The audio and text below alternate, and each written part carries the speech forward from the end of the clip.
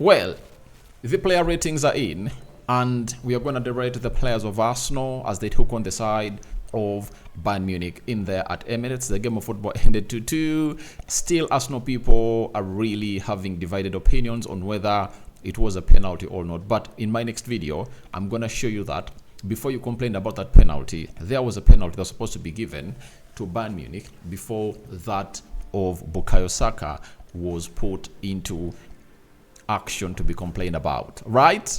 Happy Eid Mubarak to every Muslim watching this channel and everyone who's watching in from all over the world, or the Muslims all over the world. Eid Mubarak, and I hope you guys are really having fun. But Muslims, you know, Muslims are really rigid nowadays, and you cannot even get a call from a Muslim friend that please pass by this side and obviously try to enjoy Eid together. But we okay. Muslims have gone to say, even you Christians, when you're having your Easter, you never really went ahead, obviously let us know. You know, we never fed you in, right? But I tell you what, every dog has its own day, you know? And for you Christians, we have very many days. Christmas is coming, Easter is coming, and very many others. But that's a by the way, and I'm here to obviously bring you the latest news and information as far as the player ratings of Arsenal versus Bayern Munich is concerned. Smash the like button close to 400 times. Don't forget to subscribe to this channel so as not to miss out on stories that we do upload in here on a daily. Now, let's start off with the goalkeeper, right? David Raya. Now, for the first goal, who initiates the mistake that results in the first goal? It's David Raya. Why did he have to come close to Gabriel Magalhaes? Because in that instance, if David Raya stays in his area, you know, however much is a very good goalkeeper, all what he had to do was to receive a back pass coming in through from Gabriel Magalhaes, then hit that ball back to him, and then David Raya would have gone ahead to do a better ball distribution. From him, even Gabriel Magalhaes is to blame.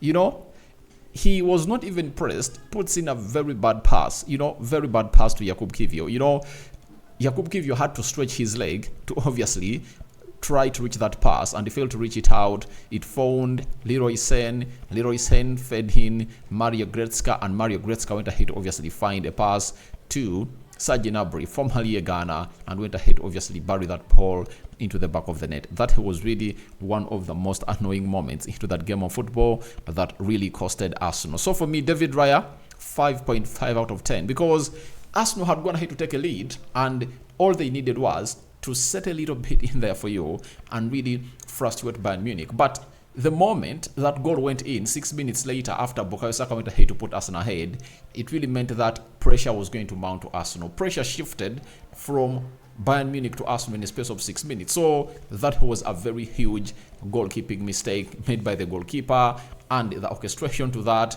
really led in to Arsenal really conceding another one through a penalty, again with Jakub Kiwior. So for me, I believe David Raya was the one to blame. 5.5 out of 10 into that game.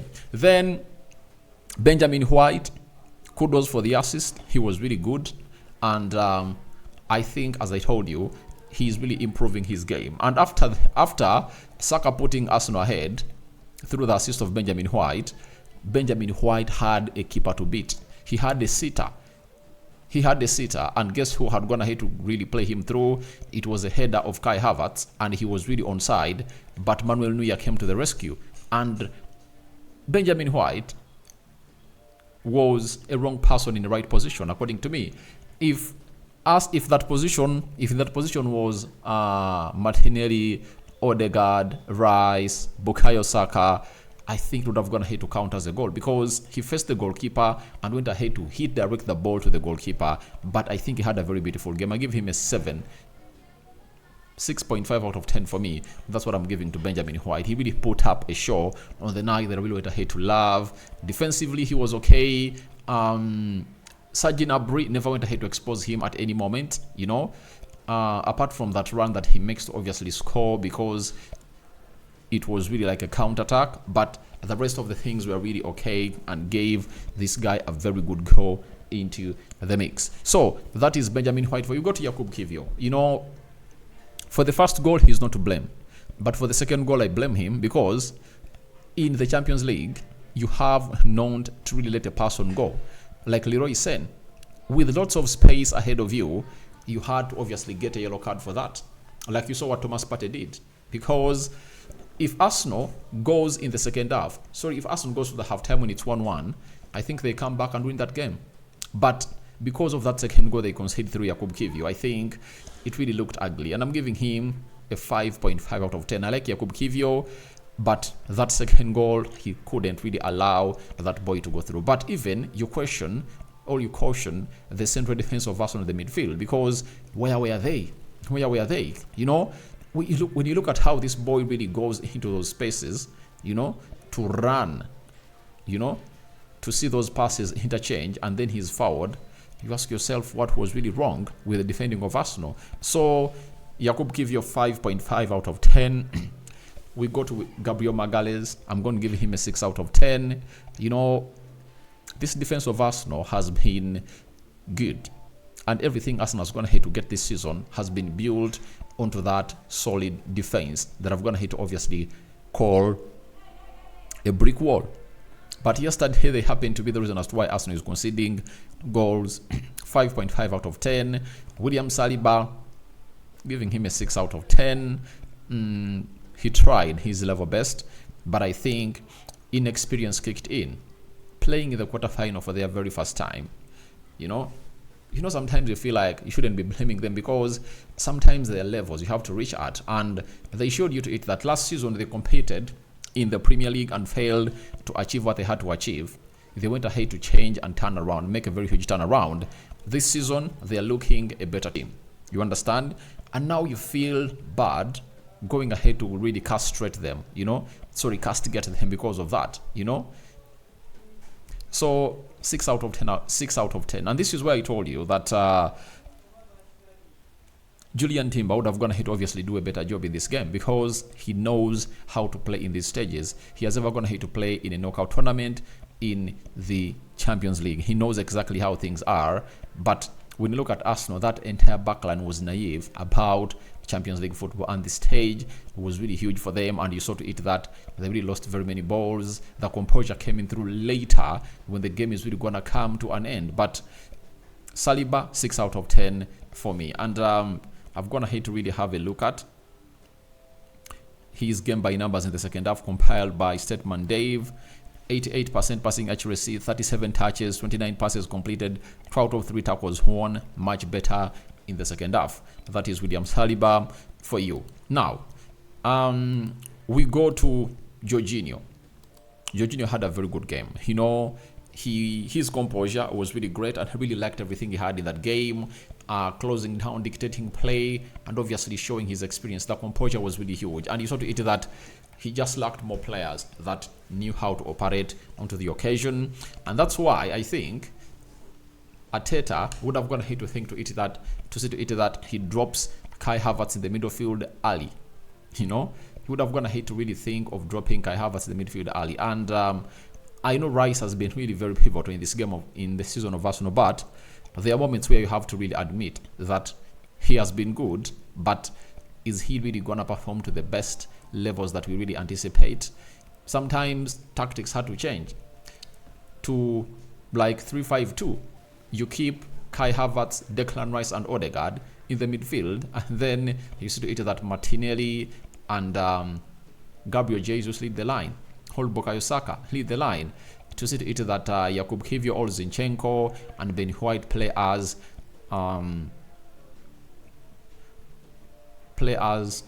wing backs, with Kiwior, Saliba, and Gabriel Magalhaes in the central defense, a little bit like that, because that's what was really needed sometimes, to see to it that you really have those players with experience into the midfield. But Havertz had a very good game.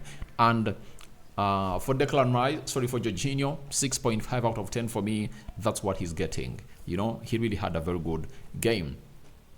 You go to Declan Rice. Not so much talk about him, but his game by numbers has been really printed down by Statman Dave. 100% dribbles completed, 100% LDOs won, 94% passing accuracy, 51 touches, 5 out of 6 duels won, 4 crosses.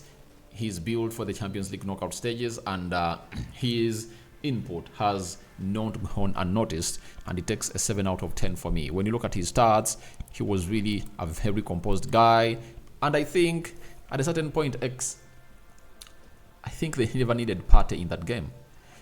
For me to bring in Partey, you rather get in Emily Smith-Rowe. That is it. To really put on another foot on the pedal, to go for the game and go for it. He settled for draw, and I don't know whether he'll manage to obviously see to it that Arsenal goes ahead to really knock out Bayern Munich in the Allianz Arena. So Declan Rice, 7 out of 10. We go to Martin Odegaard. He was the best player on the field of play. When you look at how the first goal comes in through, he was part in it. He chips that ball towards the byline. Saka comes into play, plays into Benjamin White, and Benjamin White obviously finds Saka, and Saka goes in for a very good finish in the 12th minute of the game, right? Then in the second goal, you see to it that to fight for that ball that sees Jesus sit down some defenders and send them the wrong way, to obviously use some quick feet to play into Trossard, to obviously go in for that pursue or dispatch in the back of the net. Odegaard was in, and he was really great. And for me, Odegaard gets an 8 out of 10. He was really good all over the pitch, and he could really show moments of magic and the maturity that he really showed all over the pitch. That is Martin Odegaard for you. To me, he's one of the best number 10s in the world, and it will be very painful if he doesn't play in the semi-final, by the way, because his input was really exquisite in the making.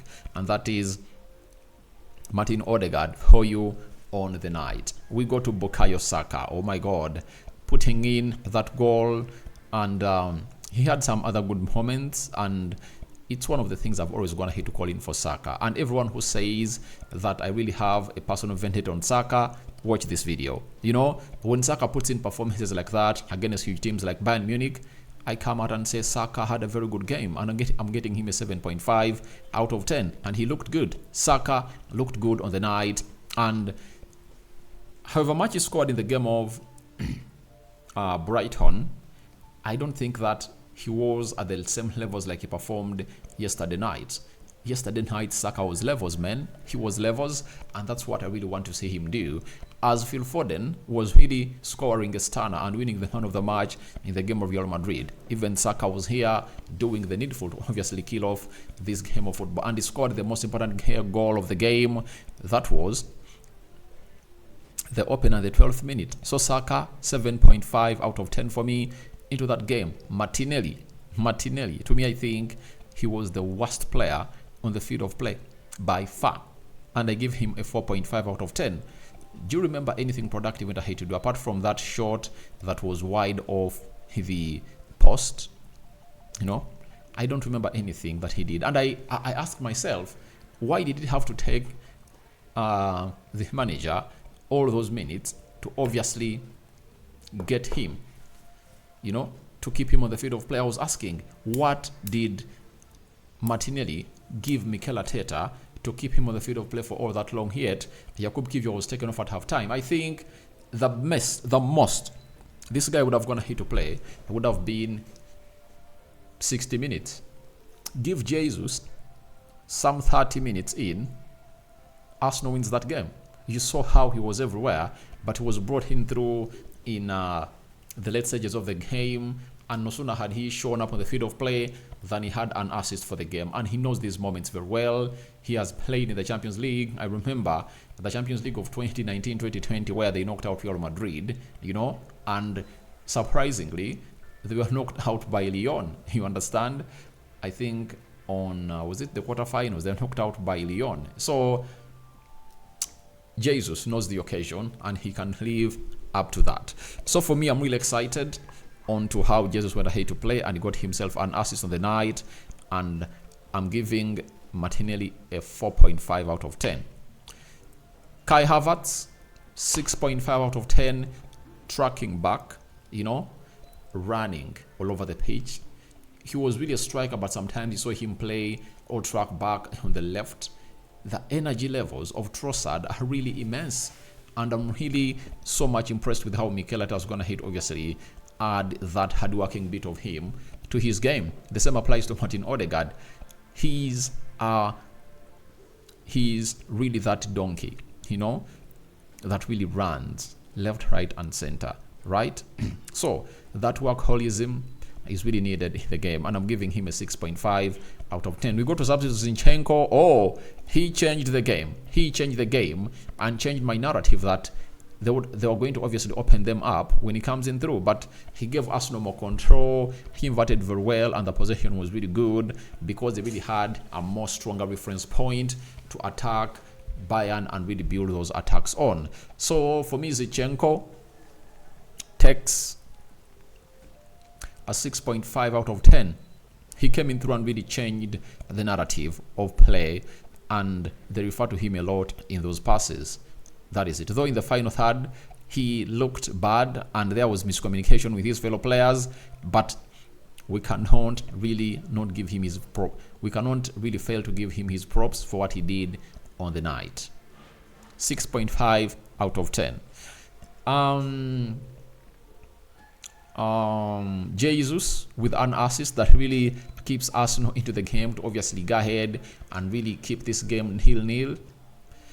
7.5 out of 10. I tell you, if it's not him, who would have gone ahead to create that moment of magic? Because Odegaard had tried everything, but he lacked that other player that could really take attention of him. And these two players who came on through Trossard and Jesus were really good on the ball, and they went ahead to obviously orchestrate magic until when things really went ahead to happen their way. So for me, Jesus 7.5 out of 10, Trossard a 7.5 out of 10. He was a man who turned around things and really killed off that chance that Jesus went ahead to create to him, and it was a very good finish by Leandro Trossard, and he now has 13 goals this season, and in the previous 3 games Arsenal have gone ahead to score. He has gone ahead to really have a say in them. Against Brighton he scores, against Bayern Munich he scores. That is Leandro Trossard for you. And remember, he scored the most important goal for Arsenal that kept them in the game against FC Porto, to see to it that they take the game to extra time, and Leandro Trossard was one of the kingmakers on that night at Emirates. And yesterday he really showed up he lived up to the expectation. The last substitution that was made was Thomas Partey, looking a little bit rusty for the occasion, but he later tried to fit in the game. 6 out of 10 for me. The manager, for getting in those substitutions that changed the game, Zinchenko, Trossard, and Gabriel Jesus, I give him a 7 out of 10. And now we wait for how his tactics are really going to help him in Allianz Arena next week on Wednesday, 7 days from now. Thank you very much for watching through. My man of the match is Martin Odegaard. I don't know who your man of the match is, but Martin Odegaard takes the day for me. Your reactions are welcome in the comment section below. Rate every player on the scale of 10 and tell me who your man of the match was. And I sign out for now. See you later. Eid Mubarak to every Muslim watching in through, and all the Muslims of the world. The Christians recover you in the precious blood of Jesus Christ. May the living to God bless you abundantly. Me out.